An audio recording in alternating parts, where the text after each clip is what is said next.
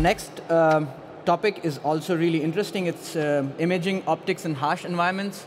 I invite you, Boris, really nice to see you after a long time, from Edmund Optics. Yeah, thank you so much. Just a quick introduction. I was actually told, how can I flip the switch? This one, I guess? Yeah, just go forward. Perfect. Thank you so much. Yeah, hi and welcome, everyone. It's good to be on the stage again after all of these months. Pleasure to see you all here, and I'd also thank you guys at home tuning in at your PC. Harsh environments, right? I'm not sure if there's a need to really introduce this topic. I think we all saw over the last couple of years a big trend in this direction.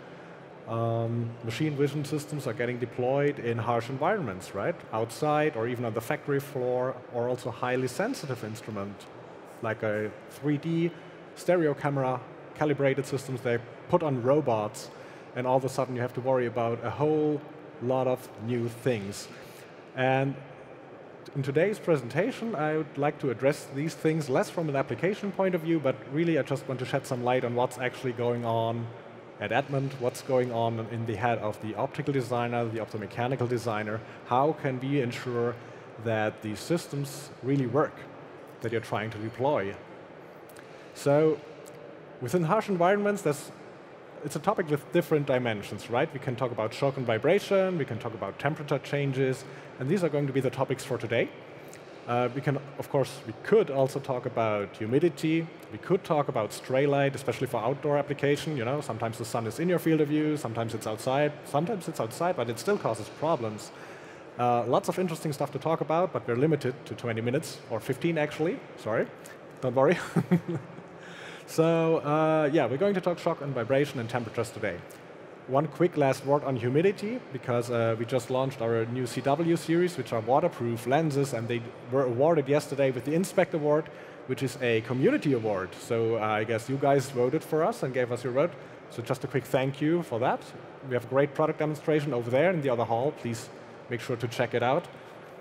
And that's about it. So let's get into the meat of today's presentation, and as I said, we'll start off and discuss everything around shocks and vibrations. So let's have a look into the lens, right? Now let's just see what is in there, and let's just look at all these different parts and think about what will break first. And in a normal lens, you find things like an iris, right? Many different iris leaves, very thin things of metal, very delicate. Okay, that doesn't look too good if you think about shocking a lens or constantly vibrating. The other thing is the focus mechanism itself, right? This beautiful helicoil movement when you turn that little dial and focus on different working distances. Sometimes there's actually lots of things going on in the lens behind that. There's floating elements design out there that also change the distances between the individual lens elements inside your imaging lens. And things like this will certainly cause problems if you put it on a robot, if you put it on a high vibration and shock environment as well. And then there's, of course, the locking mechanisms, right? The small little screws that you use to fix your iris, the other small little screw that you use to fix your focus. And then there's lots of other details, like spring detents and you name it, right? The long of the short is there's lots of things in there that can break. And so the obvious solution is you remove that if you are working with a harsh environment, right? So instead of an iris, you use a fixed aperture. Instead of delicate iris leaves, you use a metal plate with a hole in it. Perfect. Easy. The other thing is the focus mechanism that I mentioned. Instead of this helicoil focus movement speed, instead of a floating elements design, you just go ahead and use essentially what you might be already familiar with an M12 lens, right? Where it's just a barrel and an outer thread. Again, very, very robust all of a sudden. This already gets you very far, and as a side effect, you're getting not only more robust, it'll also save cost, it'll be more compact, and it'll save weight. So if you're a drone guy, or if you have a robot and you're limited by weight in some kind of way, this is a very, very good option to go. And the only drawback that it brings along with it is that your F number will be fixed. So maybe you need to start with a normal lens, in a prototype, find out the F number you need, match it with your exposure time, match it with your illumination, do all the work. But as soon as you found out, all right, I'm going to run this at f/4, switch to the robust version, save some money, save some weight, and have fun with that. So that's what we call industrial ruggedization, at Edmund at least. And if that's not enough, because there's really very challenging, demanding applications out there. I already mentioned the calibrated system, 3D stereo camera is my classic go-to example. This might still not be enough. If the beam pointing changes in that system, right, after a shock, it's a problem, because these instruments are calibrated, they use algorithms of subpixel interpolation. All of a sudden, a micrometer means a lot to you, and your calibration's off.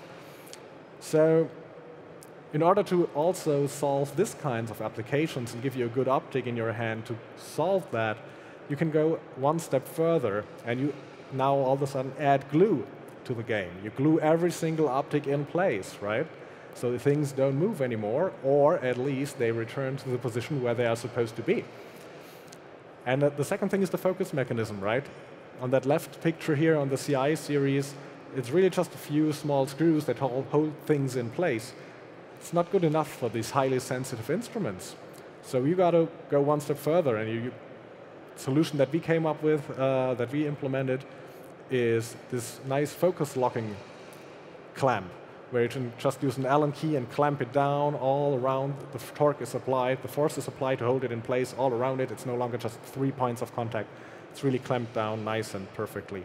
And that's what we call the ruggedized series, stability ruggedized.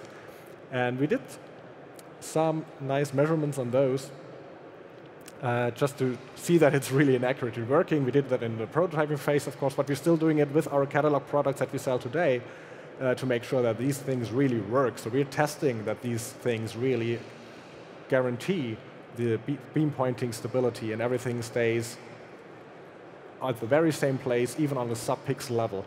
So on the left graph, the orange data points, they show you just a normal lens of our C series, and as you can tell, if it's too small to read, it's more or less between, let's say, plus minus 5 micrometer, with the exception of this massive outlier. It's real data I'm showing here. And with the ruggedized lenses, if we do all that, if we apply all these methods that I just described, you're all of a sudden going down to a level of plus minus 1 micrometer, and that's now where people already start comfortable, because this is now really at the sub-pixel level, and the sub-pixel interpolations work, and you can have a good time and really rely on your calibration of your instrument. So that kind of wraps it up for the ruggedization. And in this next chapter, as I said, it's going to be about temperature, which is also a very interesting and challenging area for the optical design.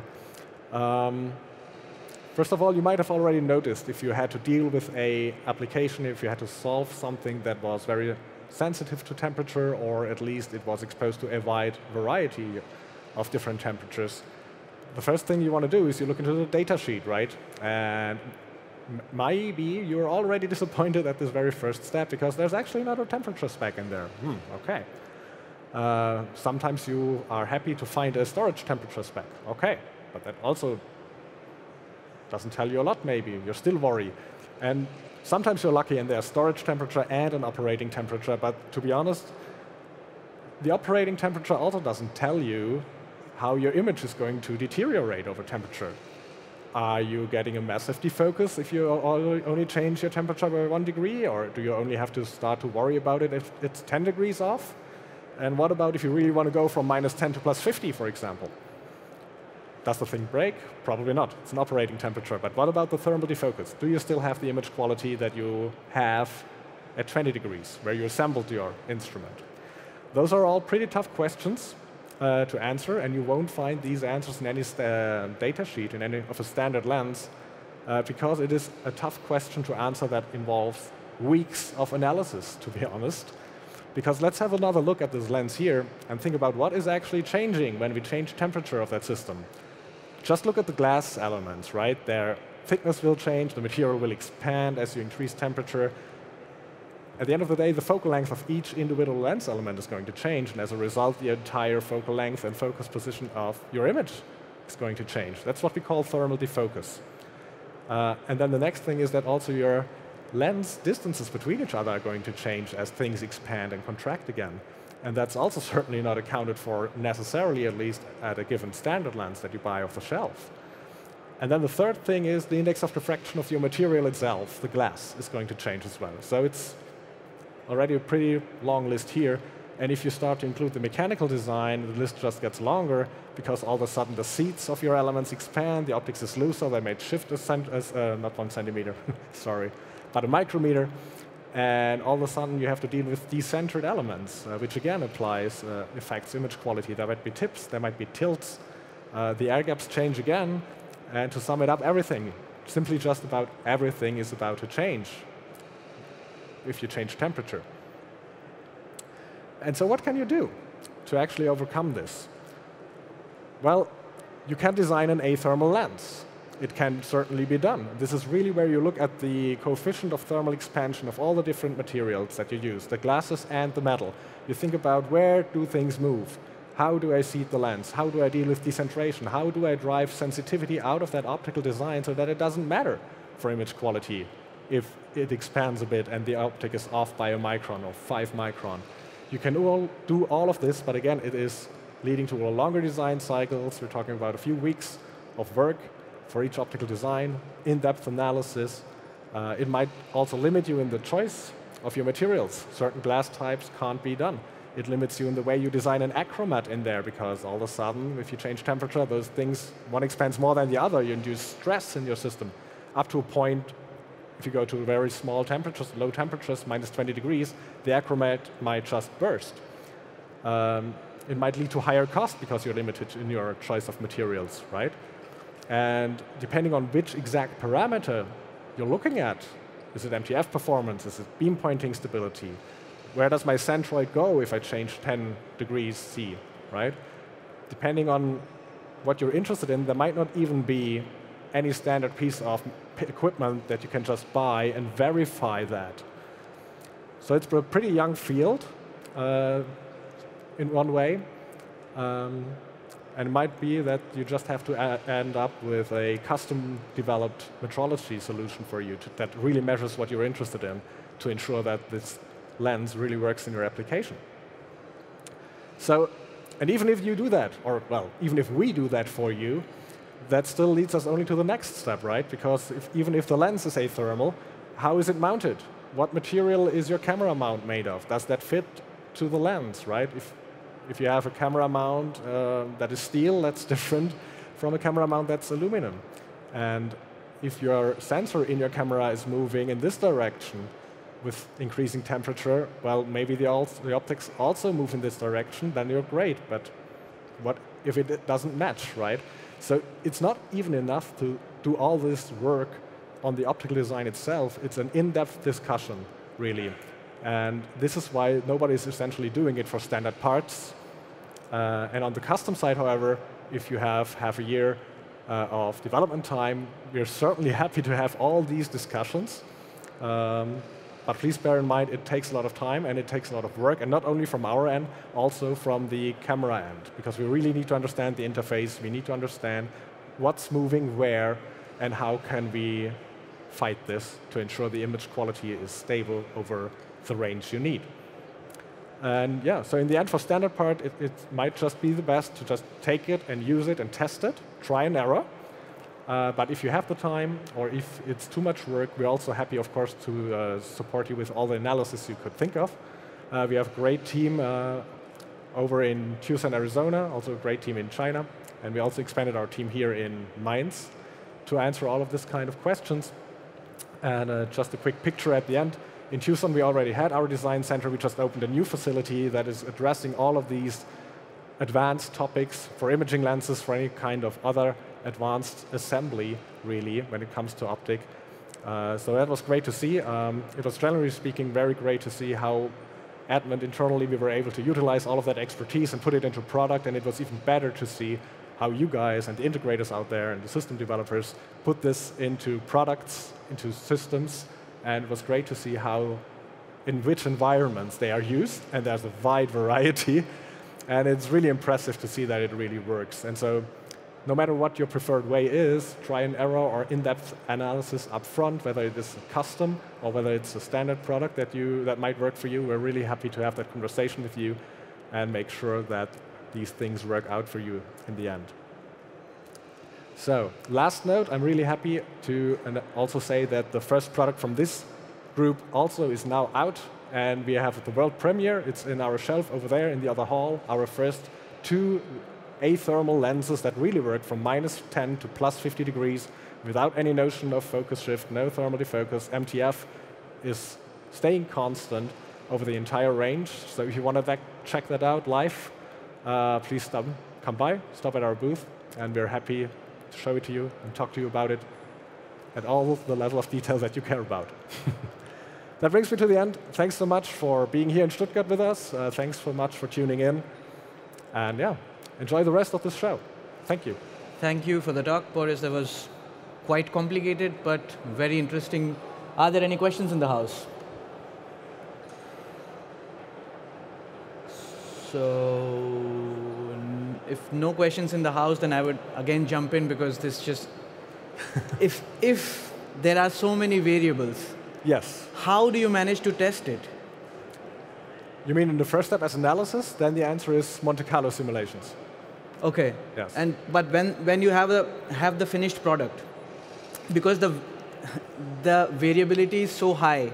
For example, let's take the first instance where it's ruggedness is a factor. Yes. So maybe motion. There is motion, and maybe the terrain is just extremely rugged, and you're in a vehicle. Yes. Or it can be any possible scenario where ruggedness is involved. Or for example, temperature.